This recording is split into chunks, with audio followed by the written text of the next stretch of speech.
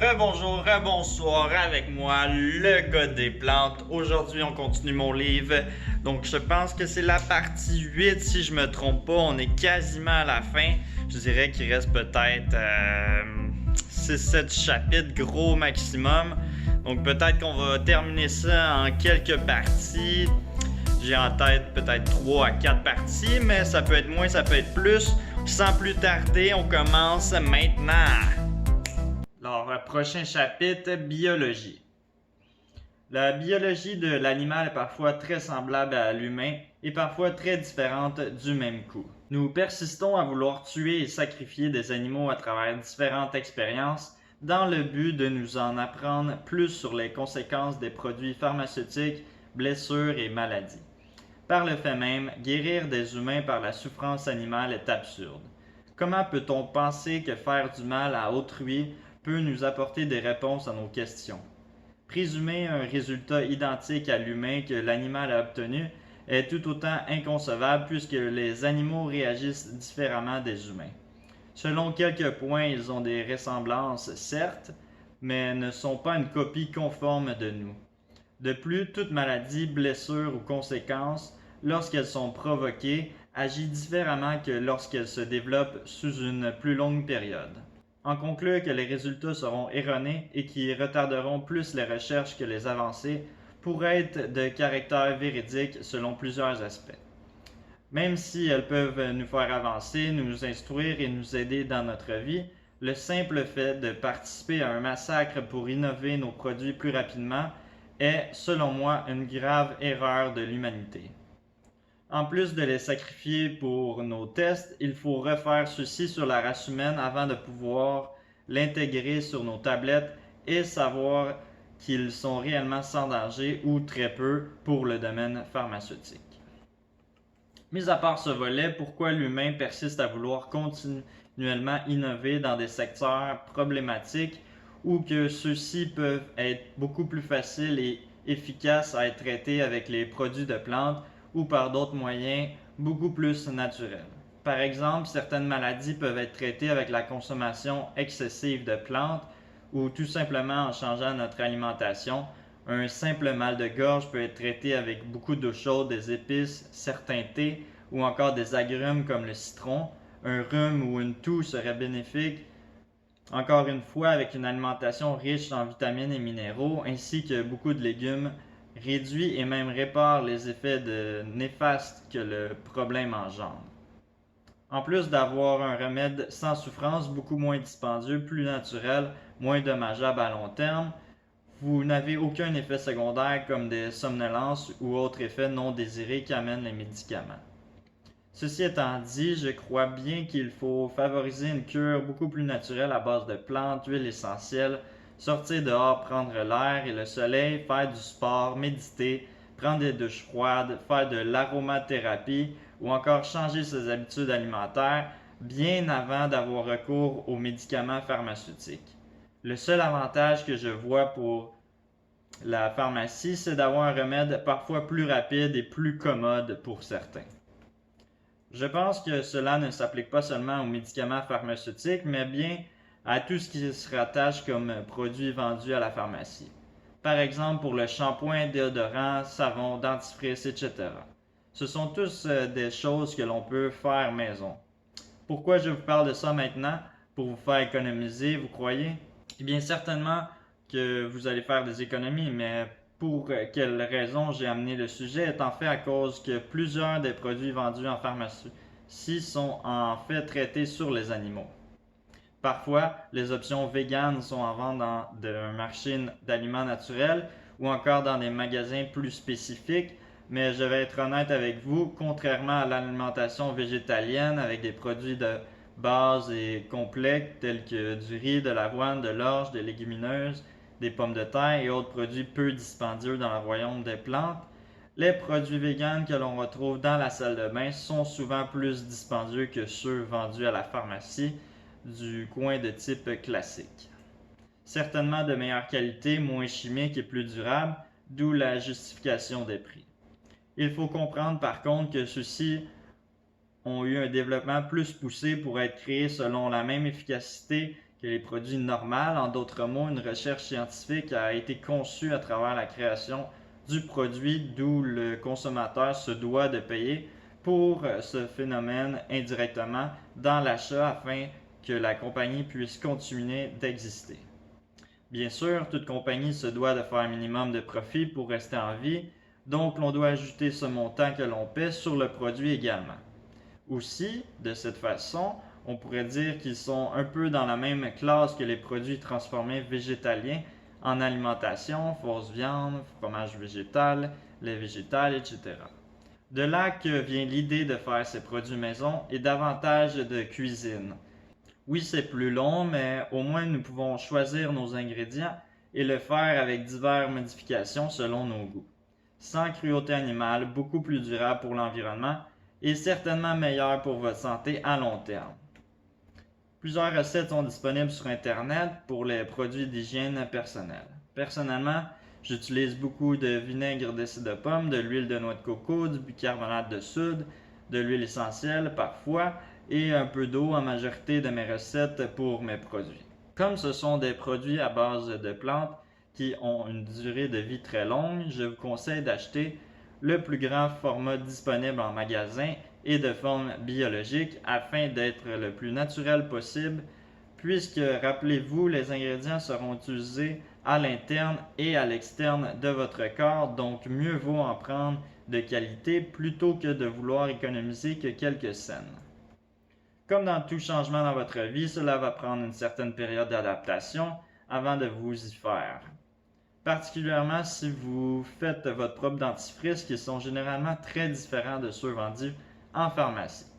Je vous le dis, ça va prendre quelques jours avant de vous habituer. Après ça, vous allez voir et réaliser que les produits qu'on nous dit d'acheter dans notre vie pourraient être simplifiés et faits maison pour avoir le même résultat au final, mais avec beaucoup plus de bénéfices qu'autre que la commodité. Je crois que le point que je vous ai amené ici a été en fait causé par l'effet boule de neige qui a eu le végétalisme ou encore le documentaire premier dont j'ai visionné. Je vous en fais part maintenant pour vous sauver du temps puisque j'ai une période de questionnement assez longue sur le sujet avant d'avoir eu la conclusion que j'ai à l'instant. Vaut mieux prendre une partie de notre temps durant les 24 heures par jour qui nous sont alloués quotidiennement afin de créer des produits qui respectent autant les animaux, l'environnement et bien sûr qui sont mieux pour nous. Pourquoi vouloir bien manger et mettre des aliments sains dans notre corps si nous utilisons des produits qui sont dommageables à long terme sur notre propre personne? Comme par exemple une hypothèse fortement logique que j'ai eue récemment qui va comme suit. Le savon qui est vendu à grande échelle est souvent beaucoup trop irritable pour notre peau à long terme et court terme, ce qui pourrait causer la sécheresse de notre peau. Lorsque notre peau est sèche, on nous vend de la crème afin de diminuer les effets secondaires que le savon a eu sur notre peau.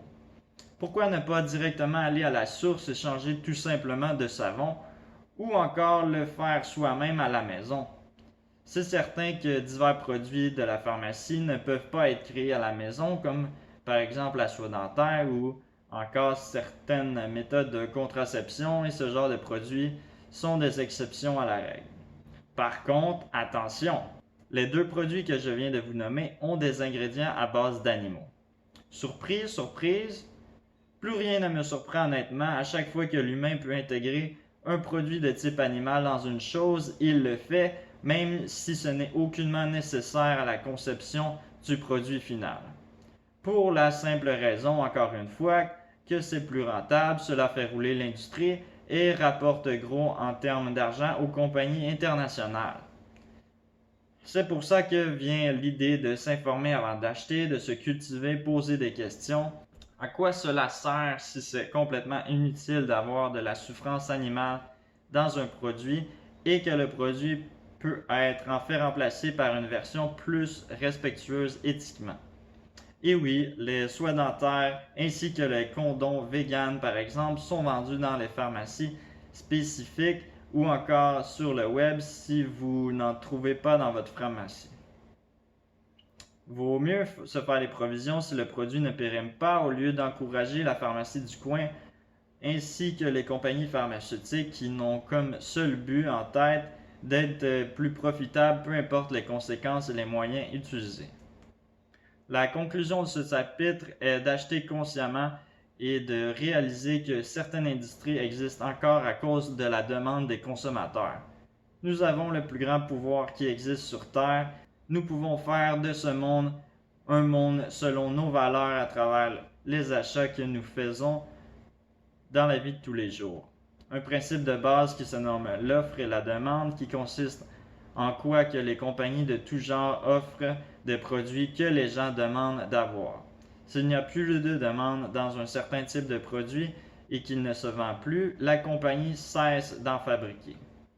Est-ce que la souffrance inutile pour un de vos produits favoris est quelque chose que vous voulez encourager encore? Est-ce que votre commodité est quelque chose que vous privilégiez avant le confort des autres? Est-ce que vous croyez que la simplicité vaut plus que la vie d'un animal? À vous d'avoir une réflexion adéquate sur le sujet et ensuite de voter avec vos achats selon ce que vous croyez qui est le mieux et qui est en accord avec vos valeurs et vos principes. Bonne réflexion. Fin du chapitre. Chapitre suivant, divertissement. Bien que les animaux puissent nous apporter beaucoup de points positifs dans notre vie, que ce soit sous toutes les formes possibles, est-ce correct, éthiquement et moralement parlant, de les utiliser sans cesse? Aurait-il des conséquences autant majeures que mineures à nos actes que nous commettons et qui nous semblent si normales au premier coup d'œil? Lorsqu'on s'y arrête et analyse la situation plus en profondeur, notre perception des choses peut changer. C'est ce que nous allons tenter de voir à travers ce chapitre. Le zoo peut être très divertissant pour les adultes comme pour les enfants. Ils nous apprennent de nombreuses choses sur la vie, le mode de vie des animaux, leurs caractéristiques et autres points tout autant intéressants les uns que les autres. Cela est comme une encyclopédie visuelle et favorise l'enseignement sous plusieurs aspects. On y passe du bon temps en famille ou entre amis, on est diverti et on décroche de nos problèmes quotidiens. On ne pense pas vraiment à ceux qui donnent le spectacle, en parenthèse, dans ce cas-ci, les animaux, peuvent bien ressentir.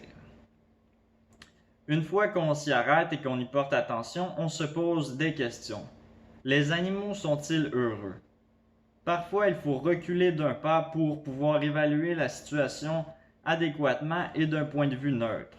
Seriez-vous heureux de rester dans les cages et des endroits clôturés à la vue de tous, comme simple but de rendre le plaisir aux autres espèces malgré votre gré? Les animaux sont en effet capturés pour ensuite devenir prisonniers d'un établissement sans grande liberté. On les capture pour ensuite les transporter de leur habitat naturel jusqu'au zoo. Parfois, on les dompte pour pouvoir faire ce qu'on veut avec et ce, encore sur le même but final, attirer une plus grande clientèle et ainsi faire plus de profit annuellement. Tout cela n'est pas pour le bien des animaux, mais bien pour les utiliser. Encore une fois, pour attirer plus d'argent dans les poches. Faut arrêter de regarder seulement ce que l'on voit et d'aller au-dehors des apparences, approfondir notre vision des choses et ainsi découvrir la vérité à travers le mensonge qu'on nous a créé. L'homme a créé les zoos pour s'instruire, mais ne serait-ce pas pour s'instruire sur les animaux, mais bien pour comprendre qu'est-ce qui peut pousser un humain à faire ce qu'il a fait, quels sont les motifs de l'acte commis. Avions-nous plus de choses à apprendre à travers le comportement des animaux qui sont capturés que par rapport aux fiches descriptives de leur espèce d'origine? Comment peut-on croire retirer du plaisir en obligeant une autre espèce vivante à souffrir? Quelle valeur nous voulons transmettre à nos enfants, celle de dire que c'est correct et normal d'abuser des animaux pour nos propres besoins tels que le divertissement, ou encore celle de la compassion et du respect des autres espèces comme celles qui sont différentes de l'humain et beaucoup plus vulnérables? Ce genre de questions qui peut nous permettre de mieux nous connaître et de s'améliorer à travers nos comportements est parfois indispensable à l'évolution. Les cirques sont aussi pires et semblables que les zoos. Comment faites-vous pour inciter un animal et un humain rapidement à faire des prouesses dangereuses pour sa propre vie et sa santé, comme par exemple sauter à travers des cerceaux de feu ou se tenir en équilibre en hauteur?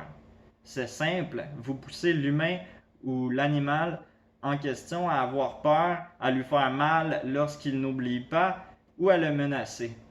À travers ce dressage, la douleur persistante pour l'animal est omniprésente sans l'ombre d'un doute.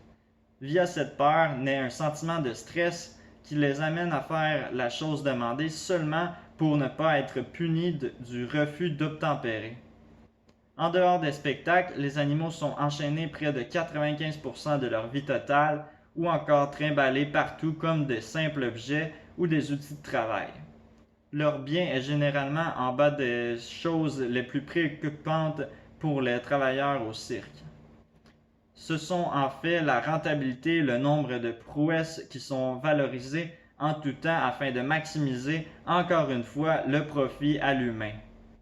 Peu importe les moyens qui sont utilisés à travers l'enseignement de l'animal, le dompteur a évidemment le confort de l'animal en dernière place dans ses préoccupations. Le rodéo paraît drôle, on se moque bien des chevaux ou encore des taureaux parce qu'à la base c'est un événement sportif lucratif. Chose qu'on n'est pas au courant et qu'on ne se pose pas la question est que les animaux ne sont pas agités pour aucune raison, mais bien parce qu'ils souffrent et se débattent.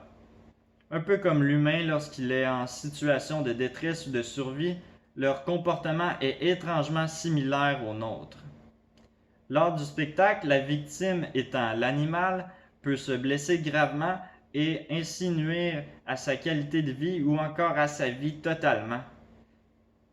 Que ce soit une patte fracturée, des éraflures, un traumatisme, une commotion cérébrale ou d'autres blessures, l'on prend tous les moyens possibles pour augmenter leur souffrance à l'aide d'électrocution ou de coups violents. Nul besoin de dire que parfois, le spectacle peut être fatal pour l'animal. Le lancer du lasso est une épreuve qui consiste à attraper un veau, entre parenthèses un bébé vache, qui court à l'aide d'un lasso. Le participant s'occupe de lancer son lasso au galop d'un cheval pour le passer à travers le cou du veau qui est dans sa course. Le faire trébucher et le ligoter en un minimum de temps, contrairement au maximum de temps dans l'épreuve du rodéo classique. Cette épreuve a été créée pour 1. Divertir et pour 2. Se remémorer le travail des cow-boys lorsqu'ils devraient récupérer un veau en pleine fuite dans les fermes jadis. Encore une fois, lorsqu'on court à pleine vitesse sans le prévoir et qu'on est brutalement freiné par quelque chose, comme par exemple dans un accident de voiture, c'est à peu près les mêmes complications au niveau de la santé que ça peut engendrer, c'est-à-dire fractures, blessures, saignements, etc. Bien sûr, l'on peut penser que les répercussions négatives sont seulement au niveau physique, mais non, cela peut engendrer des traumatismes, commotions et autres problèmes mentaux tout autant graves les uns des autres. Le choc causé par l'arrêt soudain peut être extrêmement violent, voire même mortel. Le corrida est une forme de course de taureau qui se dit entre une bataille de l'homme et de l'animal qui est souvent pratiquée en Amérique latine, au Portugal et en Espagne. Cette pratique est issue d'une vieille tradition, ce qui ne change rien à son état. Le taureau est affaibli semaines avant son combat avec des laxatifs, des coups dans les reins, des poids que l'on suspend à leur cou et à l'aide de tranquillisants, et ce de façon régulière et très commune. Parfois même, on les plonge dans une obscurité totale pendant près de 48 heures pour ensuite, lorsqu'ils sont sortis à la lumière du jour, deviennent éblouis par la lumière du soleil.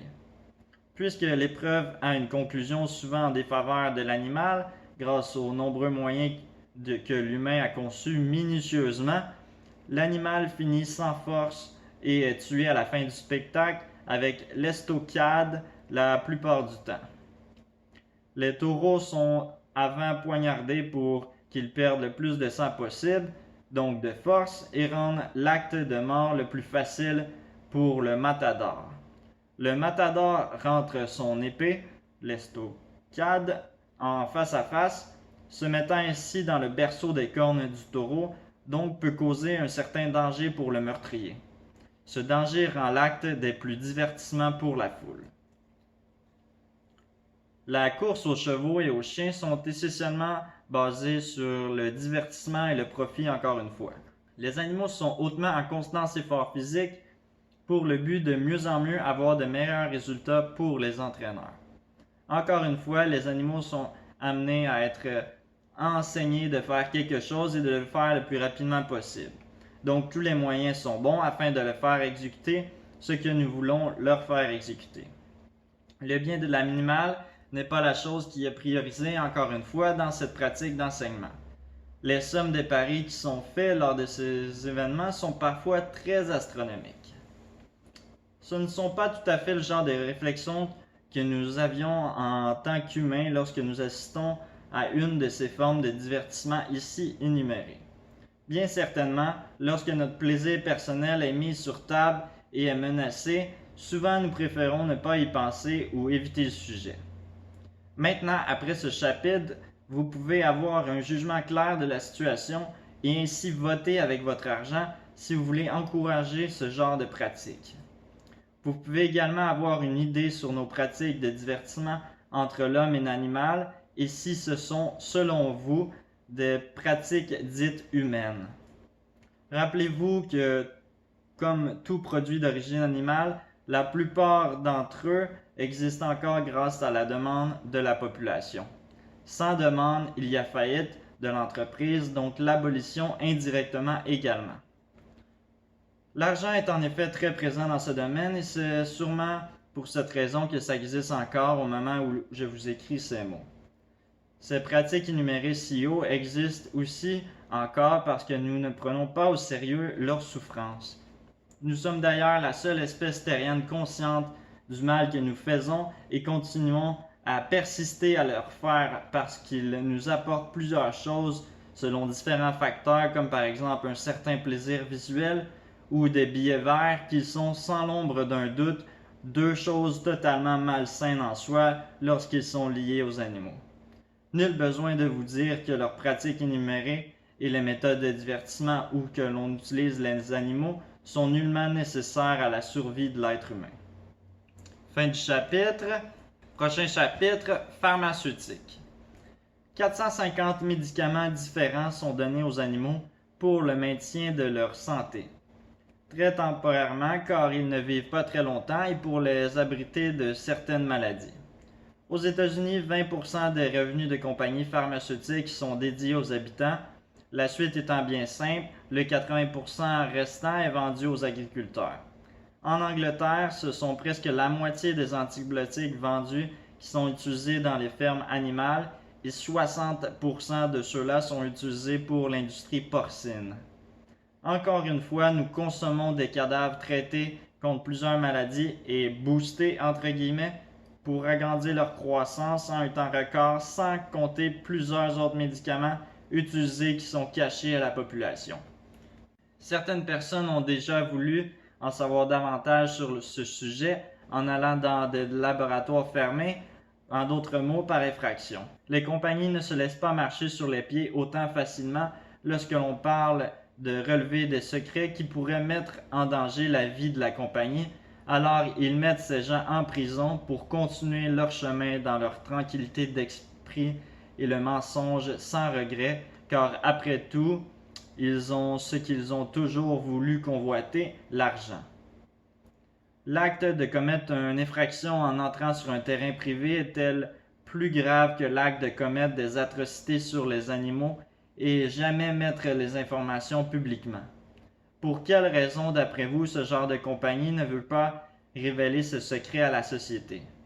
Prenons par exemple sur les tests de voitures diesel effectués sur des singes. La compagnie qui a été pointée du doigt a sans aucun doute perdu une grande somme de clients potentiels et réguliers à la suite de ce genre d'informations mis publiquement. Pourtant, ce n'est certainement pas la seule entreprise à faire ce genre de tests pour évaluer la qualité de leurs produits et ce n'est aussi certainement pas nouveau dans l'industrie. Bien que cela soit une bonne chose en soi d'avoir mis à découvert ce genre de pratique, puisqu'elles ne se reproduiront plus. Ce n'est pas ce qu'une entreprise veut à la base, que les gens connaissent leurs secrets, car la compagnie perd de l'argent. Dans cette même optique, nous pouvons comprendre en tant que clients et acheteurs que d'autres expériences sur les animaux sont faites et cachées par de nombreuses autres entreprises. Lorsqu'ils créent les antibiotiques pour les animaux, les professionnels s'assurent de regarder comment l'animal réagit, s'ils ont des symptômes pouvant entraîner la mort, des blessures, des infections ou engendrer d'autres effets secondaires non désirés. Beaucoup de produits sur les étagères en pharmacie ont été testés sur des animaux, que ce soit des lapins, des souris ou autres. Pourquoi? Parce qu'elles sont généralement très peu dispendieuses et qu'on ne se soucie moins d'une vie d'un rat que celui d'un chien. Les produits pharmaceutiques créés et inventés sont parfois tellement chimiques qu'ils créent des problèmes ou des effets secondaires qu'on ne veut pas avoir. Ce que je ne comprends pas, c'est que l'humain invente une panoplie de médicaments et de produits qui sont de loin une nécessité si l'on prend en considération tous les moyens extérieurs et naturels de régler un problème ou une maladie. Par exemple, encore avec le même mal de gorge qui peut bien se régler en ayant une meilleure alimentation quotidienne et avec l'aide de boissons chaudes et d'épices, alors pourquoi vouloir persister à acheter un sirop pour la toux avec des effets secondaires et d'autres produits chimiques qui camouflent le mal de gorge plutôt que de le régler? Ou encore une simple migraine légère, les huiles essentielles sont vos amis, allez prendre l'air à l'extérieur, changez-vous les idées, mangez mieux, buvez plus, cela va partir avec le temps et la patience. Bref, je pourrais vous en parler pendant des heures avec des exemples comme cela. Je parle ici par vécu où j'avais des symptômes plus forts que jamais et que j'ai réglé simplement avec l'aide de facteurs naturels.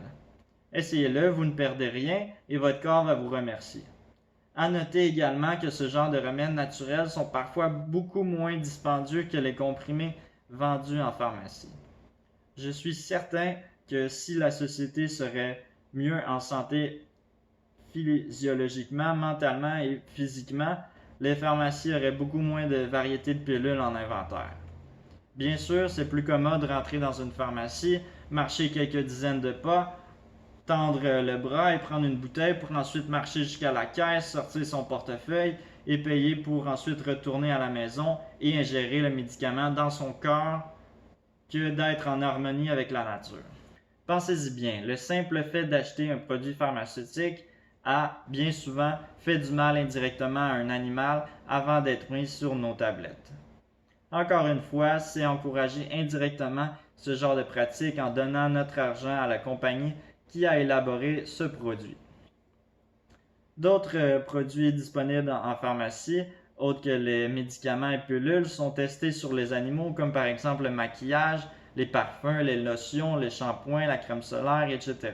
Ce sont pour les mêmes raisons que ceux-ci sont d'abord testés avant d'être instaurés sur les tablettes du magasin. Les résultats obtenus sont parfois davantage axés sur les effets secondaires au niveau physique que mental si l'on compare aux produits médicamentés, mis à part quelques exceptions. Ce qu'il faut retenir, c'est que dans chaque produit mis sur tablette, autre que la nourriture, des tests peuvent avoir été faits sur un animal avant d'être mis sur le marché. La question qu'il faut se poser est: est-ce que les études regardent également comment l'humain réagit face à la consommation de viande de façon récurrente et répétée? Des tests et des études ont été effectués à propos des habitudes de consommation de certains produits animaliers, et ce depuis plusieurs années. Certaines d'entre elles sont cachées dans des rapports privés et secrets, puisque les résultats découverts auraient pu être beaucoup plus trop dévastateurs pour l'industrie animale. D'autres cas d'études ont été, la plupart du temps, commandités par une industrie laitière, par exemple, ou porcine. Donc, ce ne sont pas des sources fiables, étant donné qu'ils sont souvent plus de type à mettre des cherry picking, entre guillemets, qui sont en faveur de l'industrie, donc ils font partie, et cela ne serait pas bénéfique pour eux d'en rester seulement au fait. Des choses parfois anodines que nous achetions et que nous n'avions jamais pensé que l'humain pourrait être assez cruel pour tester ce genre de produit sur un être vivant sont en fait indirectement liés à participer à de la souffrance. C'est pourquoi j'encourage ce que je fais dans mon quotidien. Lorsque j'achète un produit et que je ne suis pas certain de la certitude qu'il est 100% vegan, j'utilise Internet afin de me renseigner. Si j'ai encore de l'incertitude avec ma recherche, je m'abstiens de l'acheter ou je choisis une autre alternative. Il y a toujours l'option d'essayer de vous renseigner auprès des employés travaillant dans l'entreprise ou que vous voulez acheter le produit. Par contre, la fiabilité de l'information peut être à désirer étant donné la large inventaire qu'ils ont à couvrir et qu'il est pratiquement impossible de savoir tout sur chaque produit et que les employés n'ont pas créé le produit eux-mêmes. On peut même aller à vous faire croire que le produit est vegan pour vous le vendre tout simplement. Certains vendeurs préfèrent mentir plutôt que de perdre de l'argent et une vente. Parfois, je me renseigne également sur la possibilité de faire le produit que je désire acheter version fait maison, entre guillemets, où je peux décider, en tant que consommateur, des ingrédients que j'y mets, de la quantité et de la qualité de ceux-ci. Bien certainement, il y a une période d'adaptation, comme dans tout, mais on y prend goût à créer nos propres produits qui sont autant efficaces et moins dispendieux que ceux en magasin, tout en étant moins chimiques et véganes par le fait même. Fin du chapitre, on va s'arrêter là. Des excellents chapitres comme à l'habitude. J'ai regardé, il reste à peu près, je pense 3 ou 4 chapitres, donc ça va être très rapide. Je pense pas faire une autre partie et terminer ça. Peut-être 2, maximum 3 d'après moi, on va être capable. Mais bref, on s'arrête là pour aujourd'hui. Puis on continue ça dans une autre partie. Comme à l'habitude, si vous avez aimé cette vidéo-là, un petit pouce pour me le faire savoir. Vous pouvez me laisser un commentaire juste en bas dans la vidéo. Puis abonnez-vous pour ne pas rater mes prochaines vidéos, mes prochaines parties. Et partagez la vidéo à votre entourage si vous pensez que cela pourrait les intéresser. Alright, comme à l'habitude, n'oubliez pas, les animaux sont nos amis et on ne mange pas nos amis. Alright, peace.